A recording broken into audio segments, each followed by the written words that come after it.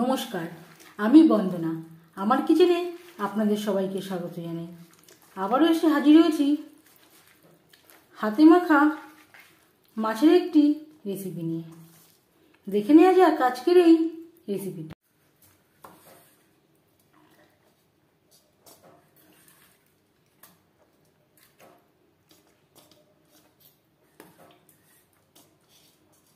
মাছের ঝোল বা ঝাল আমরা প্রায় রোজই তৈরি করে থাকি। আজ আমি একটু অন্যরকমভাবে মাছ রান্না করব। 5 পিস মাছ নিয়েছি। মাছ আমি পরিষ্কার করে ধুয়ে নিয়েছি। এবার আমি এতে দিয়ে দেব পেঁয়াজ আর রসুন।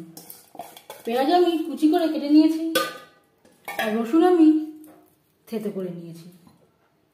আর লাগছে 2 টমেটোর পেস্ট।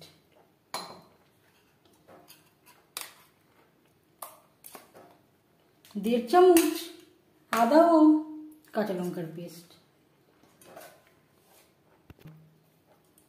পরিমাণ মতো হলুদের গুঁড়ো,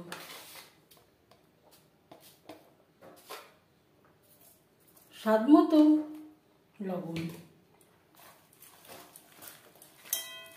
লবণ হলুদ ও মশলা দিয়ে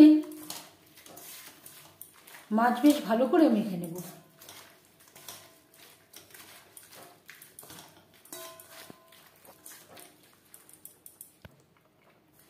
পাঁচ মিনিট আমি রেস্টে রেখে দিয়েছিলাম। এবার আমি অ্যাড করব আলু। এখানে আমি 2 বড় সাইজের আলু খোসা ছাড়িয়ে লম্বা করে কেটে নিয়েছি আর পরিষ্কার করে ধুয়ে নিয়েছি।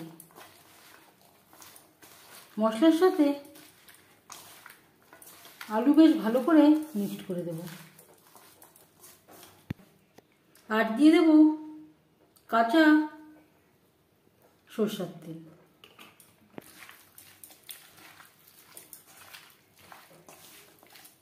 আবারও বেশ ভালো করে মেখে নেব।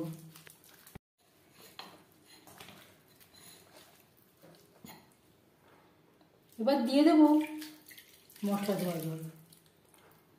এই রান্নাতে আমি আর জলের ব্যবহার করব না। এতে যেই জল দিলাম এতেই হয়ে যাবে।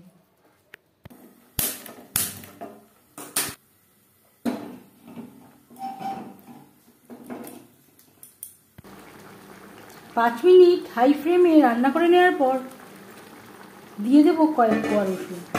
এটা পুরোপুরি অপশনাল। এখানে আমি 2টা রসুনের কোয়াই অ্যাড করলাম।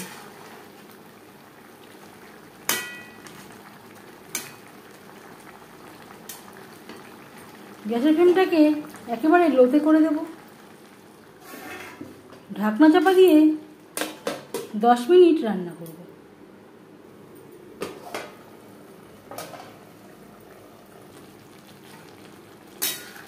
এইভাবে ঢাকনা সরিয়ে আলতো হাতে একবার একটু উল্টে পাল্টে দেব। একটু সাবধানে নাড়াচাড়া করতে হবে, না হলে মাছ ভেঙে যাওয়ার সম্ভাবনা থাকতে পারে।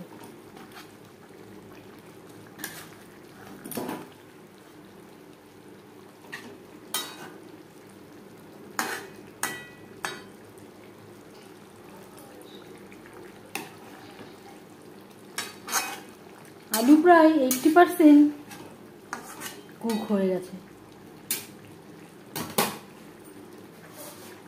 আবারও 10 মিনিটের জন্য ঢেকে দেব। আরও 10 মিনিট আমি রান্না করে নিয়েছি।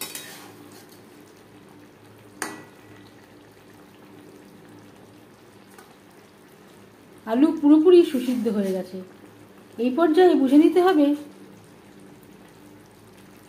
মাছের তরকারি বা মাছের ঝাল রেডি।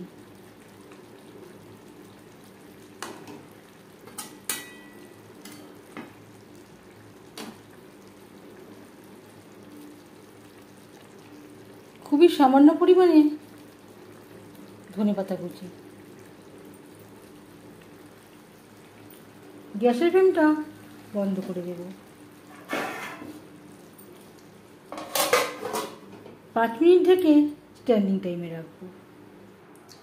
10 মিনিট আমি স্ট্যান্ডিং টাইমে রেখে দিয়েছিলাম। এভাবে একবার হলেও ট্রাই করবেন। কেমন হয়েছে তা অবশ্যই কমেন্টের মাধ্যমে জানাবেন।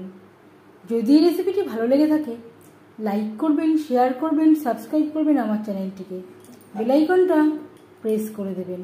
যখন আমি নতুন ভিডিও আপলোড করব তার নোটিফিকেশান সবার আগে আপনার কাছে পৌঁছে যাবে। আপনারা সবাই অনেক অনেক ভালো থাকবেন। এই ভিডিওটি দেখার জন্য ধন্যবাদ।